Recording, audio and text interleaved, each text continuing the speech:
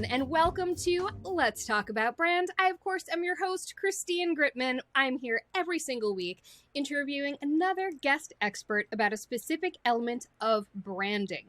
And today I'm really excited. Today we are digging into brand design, more specifically brand refreshes, because it's one thing to come up with the look and the feel and all of that of your brand to begin with, but when brands decide it's time for a refresh, especially bigger brands, sometimes they don't quite think it through the way many members of their audience would.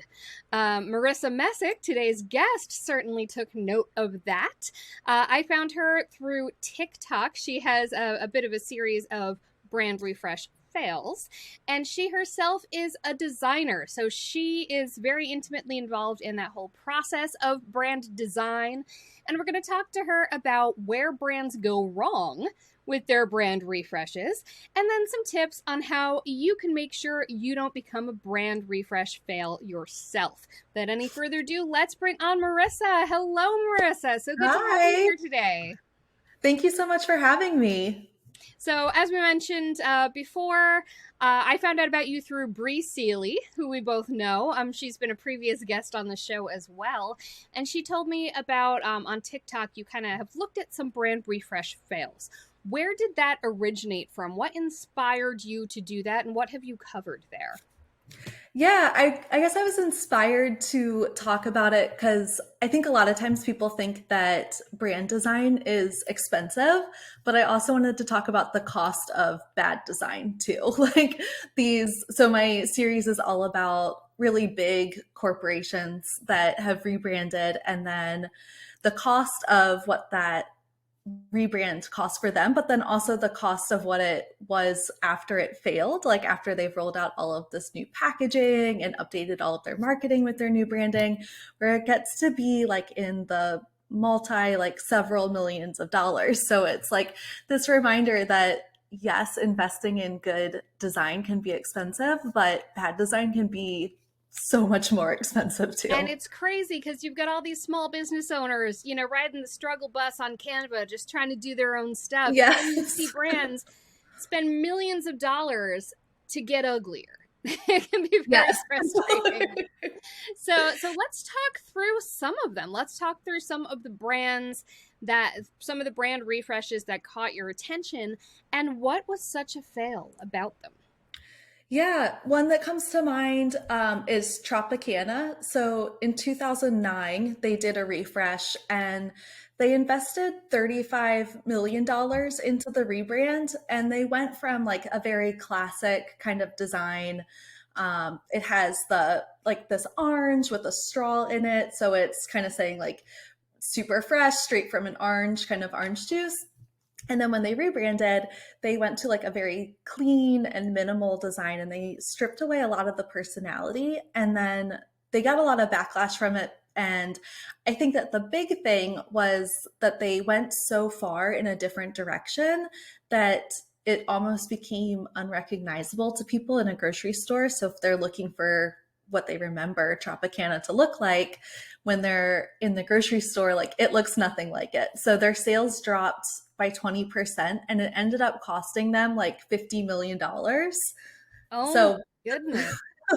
That's incredible. And the fact that the sales dropped is really the incredible part, because a lot of times people or companies can think of, well, a brand is so much more than just the packaging. A brand is so much more than the external presentation of it. And that's true. But if you can't recognize that brand whose product you trust, that kind of doesn't help you. And you mentioned the minimalism. You mentioned that it really stripped away a lot of the personality. I feel like that's been a common theme for a lot of those big brand fails that I've seen. I know with Tropicana, I saw people saying, oh, now it looks like it's, the store brand, or like Target Up and Up. Target Up and Up is great, but it's a different look from a big brand like Tropicana.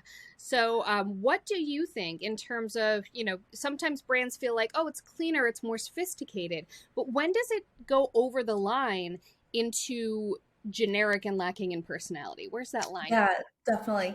And I think one thing to note is like this was in 2009, so it wasn't super recent, where I think now if someone were to do that, people perceive it as more like it can be like a more like high end look, but I don't think that's what Tropicana is going for.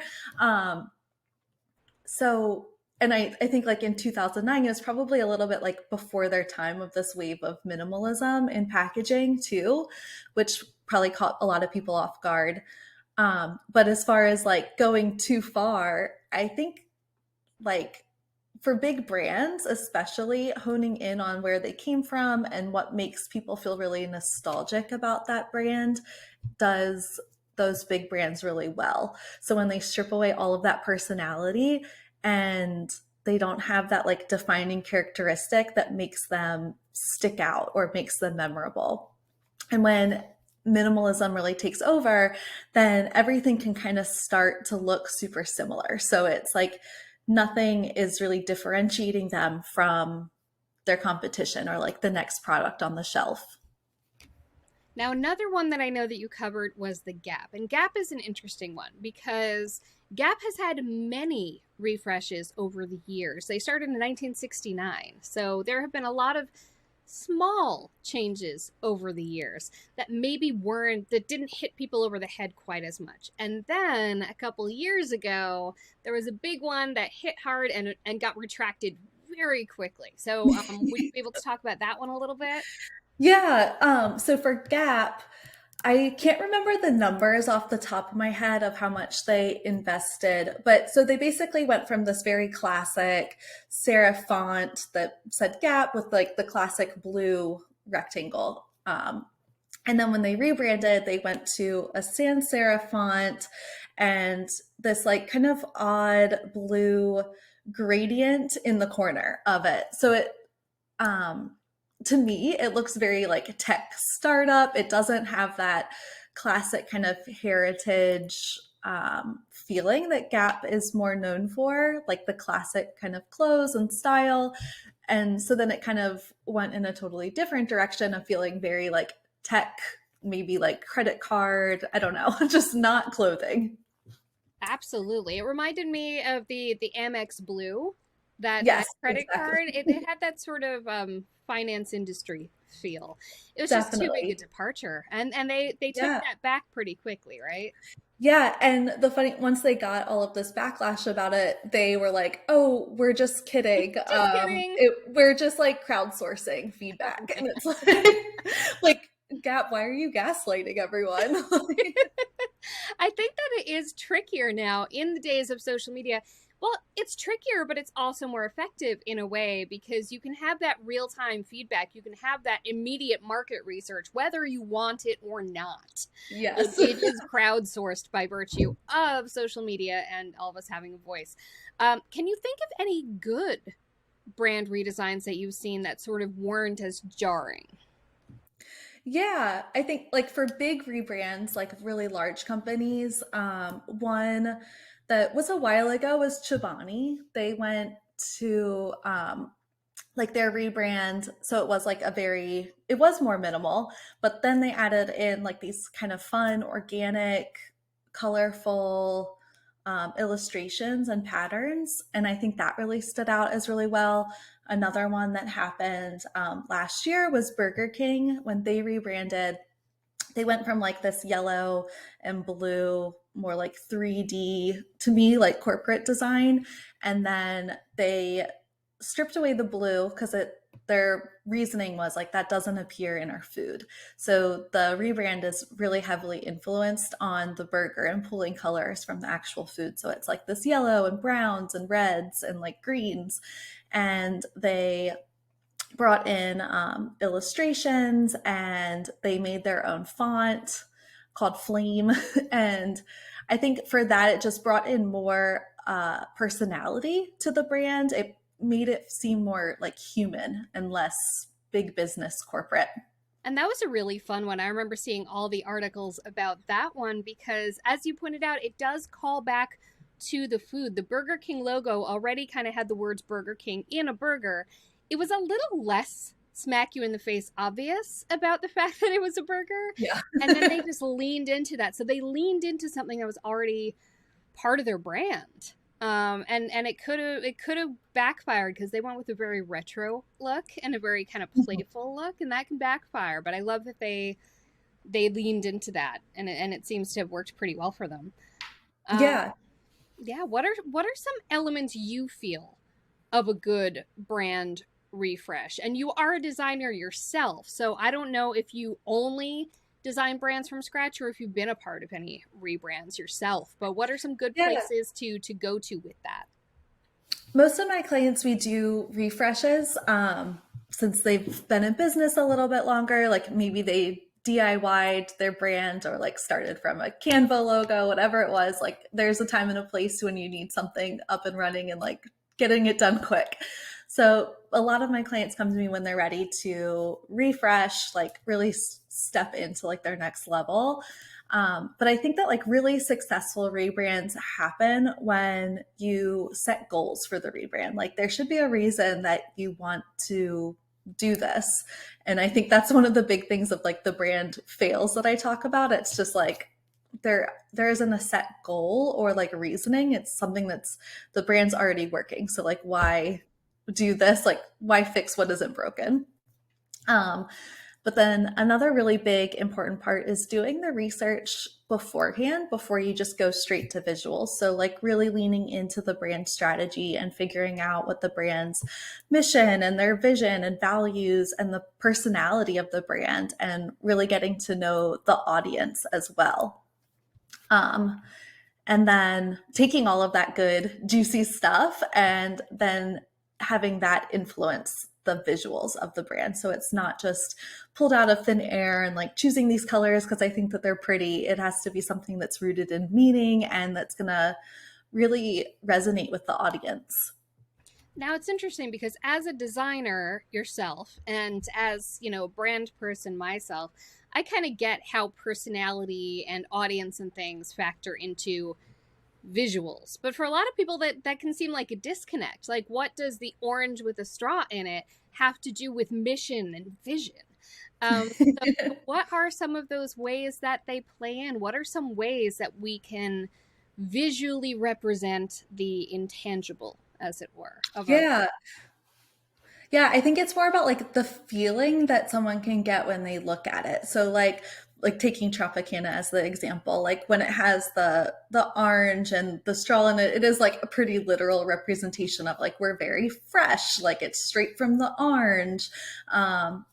Or like for Gap as another example, like with the blue square and then the serif letters, it makes it feel very like grounded and timeless and a little bit more nostalgic. So I think it's around the overall feeling that someone gets. And so so for someone listening, if you're thinking like, okay, what do I want to be known for? Or how do I want people to feel when they experience my brand? Then taking that and seeing how that could be portrayed in a visual way. So it could be, I mean, it's hard to like explain it in words since it's such like a visual thing. But like the colors, like different colors will give you a feeling, or the different fonts that are used will give you a specific feeling. So we've mentioned how some brand refreshes are ill-advised. You have that trust, you have that recognition, that familiarity. You maybe don't want to mess with it just for the sake of putting something new out there and causing buzz. When is it a good time for a brand to consider a graphic refresh? Yeah, I think a good time would be if you are like scaling a business, if maybe you started off and you don't have enough assets for what you like want to do. So let's say if you are a product-based business or you're launching something new and you need like a design that doesn't fit within that, or if you are maybe you had something that was done a long time ago and it's no longer like relevant, it looks really dated. It might be time for a refresh to have something that looks more timeless, more current, but not too trendy. So you want it to last for a really long time. It could be time for a refresh when you feel like it's not really resonating with your audience anymore. When you feel like maybe what you're putting out there isn't recognizable, or sometimes when things are no longer consistent. Sometimes a lot of times my clients will come and they've kind of like tweaked the colors a little bit, or like, oh, I really like this font, I'm going to start using this font. And then all of a sudden everything looks like it's not coming from the same place. So if you've gotten to a point of that where nothing's like really consistent, or there's no guidelines for how to use your colors or fonts or the logo, it might be time for a refresh. As you mentioned, there are certain trends. Sometimes certain looks can be very fresh at one time period and then start to look a bit dated. What are some visual branding trends that you kind of see coming up now that are in common usage? Because to our point earlier, when we were talking about how those intangibles can be represented visually, we do kind of have a mental shorthand when we see certain types of visuals. And that's always a good thing to be able to latch onto. So what are some of those that you're seeing out there right now that are possibly about to jump the shark a bit? Who knows? Yeah. Some that I see right now that I think will probably become pretty dated, or like aren't necessarily like timeless, are, I see a lot of like kind of the boho trends, like the kind of like flowy letter forms, a lot of script fonts, I think aren't gonna be able to last a super long time. Like the dusty kind of pink colors, or the arch trend. I think it's can be really timeless in like architecture, other design, but like the arch photo kind of can, you see it a lot in Canva. I can I'm picture like, all of what you're talking about. The kind of light pink, and then the more terracotta shade, and then there's some yes, green because you have to call in the boho like plant palettes. trend. You got to evoke macrame somehow. Maybe have a succulent in Yeah. there. Such Yes. a thing. I've gone down those Pinterest rabbit holes. I know. Yeah, I would stay clear from that if you're going through a refresh right now, but Yeah, it's very of the moment, but it's of this moment and a moment ago. It's not of the yes. next moment. What are some things you see coming up that maybe would look a little fresher and aren't quite cliche just yet? Yeah, I think, I mean, everyone hates on minimalism, and, but I think I see a lot of sans serif fonts becoming more relevant. You see it like a lot in like some refreshes for like luxury clothing brands, like Burberry going from a serif font to a sans serif font. And I think that's because it's really scalable. You can blow it up really big, you can shrink it down, and it still becomes legible, especially in like an online space where people are on their phones a lot. Having fonts that are super easy to read at really small scales. I cannot believe. So I work for Agorapulse, in real life, and they recently had a brand refresh. And one of the things that they did specifically was they moved from a serif font to a sans serif font. When I That's so when I look funny. at the Agorapulse swag that I have from over the years, one of the ways I tell if it's old swag or new swag is I'm like, let's look at the A. Is the A that clean new one, and is the word pulse that really thin treatment, or a little bit thicker? But that was a good subtle one. That was a good subtle one because it wasn't a total departure. They Yeah. were orange and black, and now it's more orange and navy blue. And it's still I got the feel kind like of a subtle change. exactly. And it's interesting because there's that kind of fine line there. I keep saying that sort of thing, but there is a fine line between, you know, why did you bother with a refresh if it's going to be so similar, versus why did you change so much with your refresh? You're a totally new brand. So what are some ways that brands could be sure to stay on the right side of that, so that, it was worth changing, but they're not damaging their existing brand equity that the old branding gained for them? Yeah, such a good point. And I think it is like such a balance between not doing enough and like totally departing. So I think a good way when you're like taking a look and really analyzing it is if it still has the same feeling, and if it's like still like telling the same message. So like for example, like with the ones that I brought up before, like Tropicana, where there's when they stripped away like all of the personality, it wasn't telling the same story as the original one. So I think a good like check mark, I accomplished this, is like, is it still saying like what I want it to say about our brand? Yeah. Another thing that I am definitely curious about is some brands, they stay very, very consistent. They have the same, they look the same always. And some of them are deliberately designed with a little more leeway. One thing that immediately comes to mind is I was just looking up last night about how the Clubhouse app icon is always changing. It's always a black and white photo Interesting. of members of their community. So we've all seen brands where I've looked into several brand guidelines documents, as I'm sure you have as well. And some of them are really, really broad, and some of them are more narrow than you would think. A million years ago, I looked at a Nickelodeon brand guide, and it was really interesting how controlled they were about the splat. Uh, they didn't have a menu of splats at the time that I looked at it. There was one splat. Basically, I guess what I'm asking is, you want to be consistent, you want to have that consistency, but then, there's some advantage to having a little bit of flexibility, maybe, a bigger color palette or some bigger iconography libraries. So where do you think is kind of a sweet spot in terms of, like how many fonts should you define? How big a color palette tends to be good? Supplementary things.